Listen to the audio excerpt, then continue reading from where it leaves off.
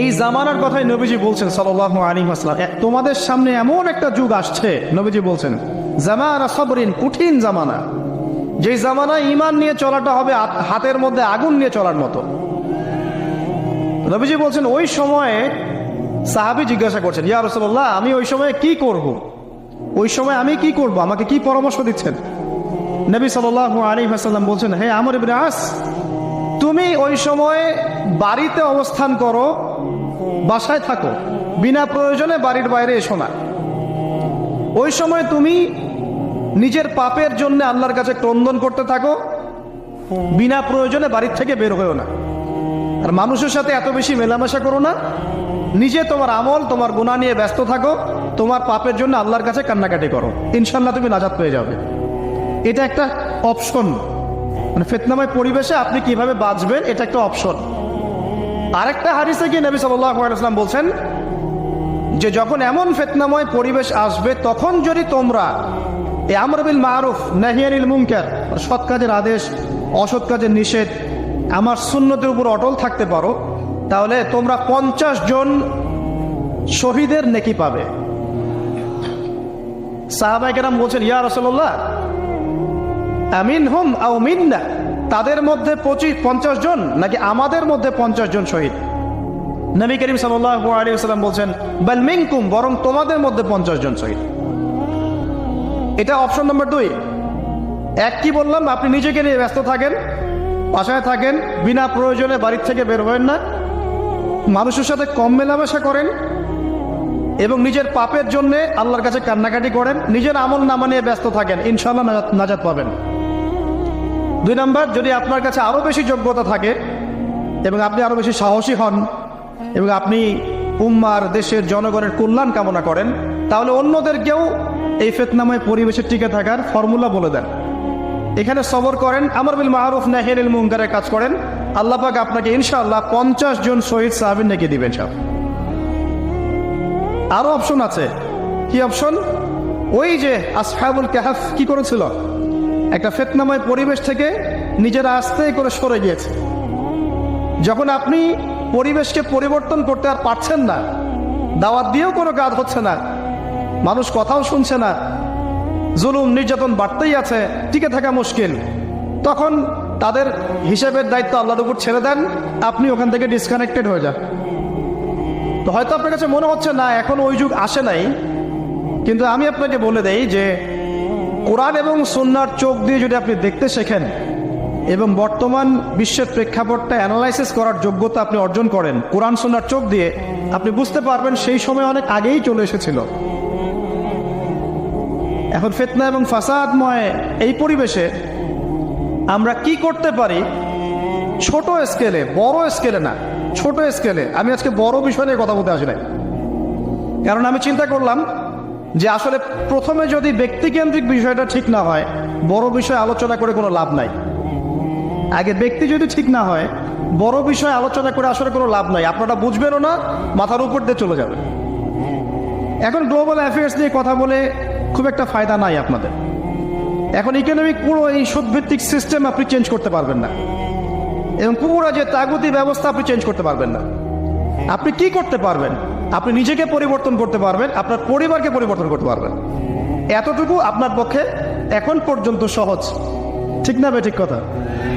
এটা আপনি এখন করতে পারবেন। তো এটার ফর্মুলা কি? ফর্মুলা ঘাটতে গিয়ে আল্লাহ পাক আমার মাথার মধ্যে একটা হাদিস নিয়ে এসে দিলেন। কারণ আমি বিশ্বাস করি যে আপনারা বলছেন মৌলানা, আল্লামা, আমি আসলে এমন কিছু নই, এই কথাগুলো আসলে আমার সাথে যায় না। আমি নিতান্তই একজন ছোট মানুষ এবং তালেবে ইলম, জ্ঞানের পথের পথযাত্রী, আর আমি তালেবে ইলম হয়ে থাকতে চাই। আমি মুফতি নই, আমি মুহাদ্দিস, মুফাসসির বা যে শব্দগুলো আপনারা বলছেন এমন কিছুই নয়। আসলে কিয়ামতের মাঠে আমি জান্নাতে যেতে পারবো কিনা আমি নিজেই জানি না। যখন কোনো মানুষ নিজেকে অনেক বড় বড় করা শুরু করবে, বুঝে নেবেন সে ইবলিসের আনুগত্য করা শুরু করেছে আর কি।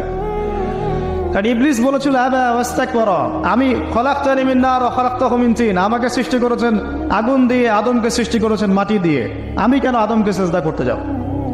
তো এটা ইবলিসের চরিত্র, আবা ওয়াস্তাকবার, সে উদ্ধত হয় এবং অহংকার প্রদর্শন করে।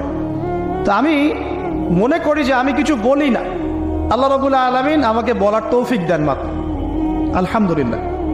তা আমার মাথায় একটা হাদিস আসছে, সকাল থেকে ঘুরছে। সেটা হচ্ছে, দেখুন, বারা ইবনে আযিব রাদিয়াল্লাহু আনহু থেকে বর্ণিত হাদিসটা আসছে এবং হাদিসটা বিশুদ্ধ। এখান থেকে আমি মূল আলোচনা যাচ্ছি যে একদিন আনসার মানুষদের মধ্যে, আনসার কারা? আমাদের আনসার বাহিনী। আনসার কারা? যারা মুহাজির সাহাবীদেরকে আশ্রয় দিয়েছিল মদিনায়, তাদেরকে কি বলা হয়? আনসার। তাহলে শব্দটা সুন্দর না? তাহলে আমাদের বাহিনীর নামটাও সুন্দর, মাশাআল্লাহ। তো আনসার সাহাবীদের মধ্যে একজন ইন্তেকাল করেছেন, ইন্না লিল্লাহি ওয়া ইন্না ইলাইহি রাজিউন। এখন তাকে দাফন করা হচ্ছে, আর নবী সাল্লাল্লাহু আলাইহি ওয়াসাল্লাম কবরের পাশে চুপ করে বসে পড়লেন। তার বসা দেখা দেখি বাকি সাহাবীরাও তাকে ঘিরে গোল করে বসে পড়লেন। তারা বলছেন, আমরা এমন ভাবে এখানে বসেছিলাম যেন আমাদের মাথার উপরে পাখি এসে বসতে পারে, চুপচাপ, কোনো নড়াচড়া নাই।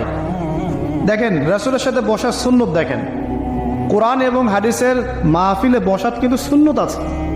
এখানে বসে দুনিয়াবি এত গল্পগুজব করা যাবে না, এই মোবাইল টোবাইল হাবিজাবি নিয়ে এত ব্যস্ত থাকা যাবে না, দিলের কান দিয়ে শুনতে হবে, ঠিক আছে? আদব আছে, না হলে কথা আপনার উপর তাসির করবে না। তারা এমন ভাবে বসেছিলেন যেন মাথার উপরে পাখি বসতে পারে, সুবহানাল্লাহ। এবার নবী করিম সাল্লাল্লাহু আলাইহি ওয়াসাল্লাম বলছেন যে যখন মাইয়েতকে কবরে শোয়ানো হয় তখন সে তাকে দাফন করে যাওয়া ব্যক্তিদের হাঁটার খসখস আওয়াজ শুনতে পায়। এরপরে তাকে যখন শুইয়ে দেওয়া হয়, সে যদি মুমিন ব্যক্তি হয় তাহলে তার মাথার দিকে তার সালাত এসে দাঁড়িয়ে যায়। দুনিয়াতে আপনি যে নামাজগুলো পড়েছেন, আমি যে নামাজগুলো পড়ছি, এগুলো মাথার দিকে দাঁড়িয়ে যায়।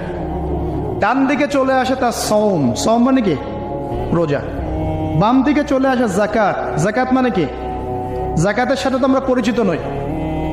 আমরা ওই যে রাস্তাঘাটে যে দান খয়রাতগুলো উঠানো হয়, এগুলোর সাথে খুব পরিচিত, তাই না?